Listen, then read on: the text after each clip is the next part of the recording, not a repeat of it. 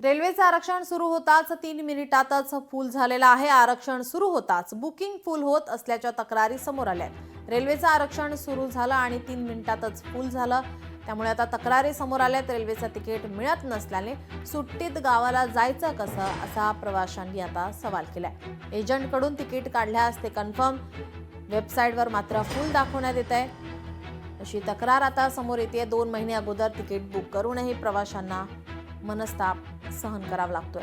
सर्वसामान्य लोक रेल्वेचं तिकीट IRCTCच्या वेबसाईटवरून बुक करतात, मात्र सुट्टीनिमित्त गावी जाण्यासाठी अनेकांना तिकीटच मिळत नाहीये, कारण बुकिंग सुरू होताच पहिल्या 3 मिनिटांमध्येच ते फुल होत असल्याच्या तक्रारी प्रवाशांकडून करण्यात येत आहेत।